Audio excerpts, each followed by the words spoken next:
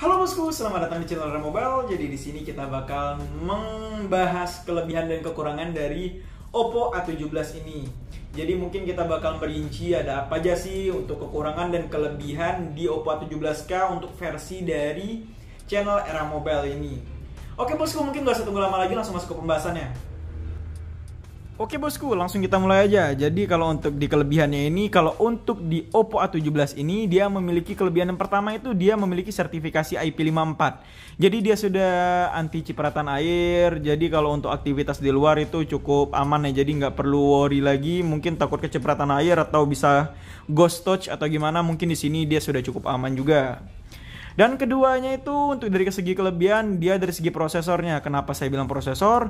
Karena untuk di harga 2 jutaan awal ini, 2 jutaan kecil ini, dia memiliki prosesor MediaTek Helio G35 dengan fabrikasi 12 nanometer dengan Android 12 dengan ColorOS 12.1, yang mana ini merupakan prosesor yang cukup keren lah, yang gaming juga tentunya kalau untuk di handphone-handphone pada umumnya, yang bakal menunjang juga untuk dari segi multitasking, untuk kebutuhan kerja, untuk main games juga tentunya seperti itu.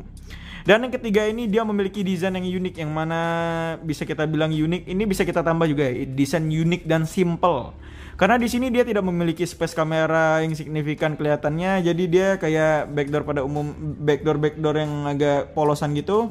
Dan kalau untuk di backdoor belakangnya pun dia memiliki desain dengan letter untuk dari segi bahannya. Jadi kalau takut goresan atau gimana, dari segi durability cukup kuat juga. Dengan tampilan-tampilan warna yang tidak terlalu mencolok juga, ada warna midnight black, lake blue, dan keining lake blue, dan warna sunlight orange itu mungkin yang agak warna yang agak cerahnya. Di sini dia memiliki dua warna yang warna agak dark gitu. Jadi cukup keren juga dengan desain yang mengotak, dan di sini flat juga, jadi tidak terlalu jadul dari segi desainnya. Di sini dari bezelnya pun dia nge-shape banget kayak langsung ngotak gitu. Dan kalau dari segi ketebalan dan beratnya pun di sini dia cukup ringan dan cukup tipis kalau untuk handphone pada umumnya. Dan untuk kekurangannya ini dia memiliki 3 kekurangan juga. Jadi yang pertama itu dari segi harga. Kenapa bisa kita bilang dari segi harga? Kalau untuk di Oppo A17 ini dia memiliki RAM 4/64 dengan harga 2,1 juta, yang mana kalau untuk dari segi harga dengan RAM 4/64 itu rata-rata ada di harga 1 jutaan besar, kayak 1,8 atau 1,7.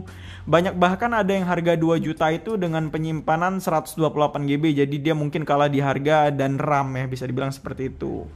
Dan yang kedua ini dia dari segi pengecasannya.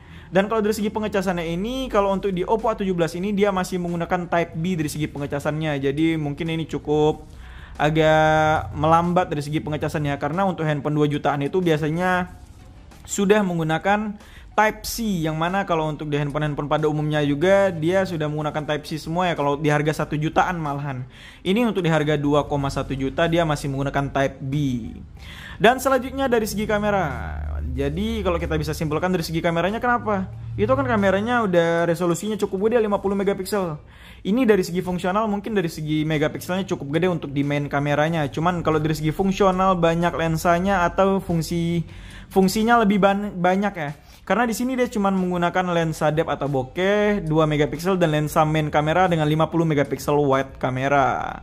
Jadi di sini tidak ada lensa makro ataupun ultra wide, minimal mesti ada makro sih. Jadi kalau untuk di harga 1 jutaan pun rata-rata ada 3 kamera, bahkan kalau 2 jutaan itu ada di 4 kamera malahan ya. Jadi ada kamera ultra wide juga tambahan satunya juga. Dengan resolusi mungkin kalau untuk handphone ini cukup lah kalau dari segi resolusinya. Dari segi kualitas kameranya cukup keren. Cuman kalau dari segi fungsional lensanya atau lebih dibanyakin lensanya dengan fungsional yang lebih keren juga, jadi tidak mengharapkan AI, mungkin ini jauh bakal lebih keren lagi. Jadi ada kekurangannya itu ada harga, pengecasan sama kamera. Kalau kelebihan itu dari sertifikasinya, prosesor sama desain. Oke bosku, mungkin sekian untuk pembahasan kekurangan dan kelebihan dari Oppo A17 ini. Mungkin apabila ada kekurangan mungkin bisa tambahkan di kolom komentar. Stay terus di channel Era Mobile. Sekian, terima kasih.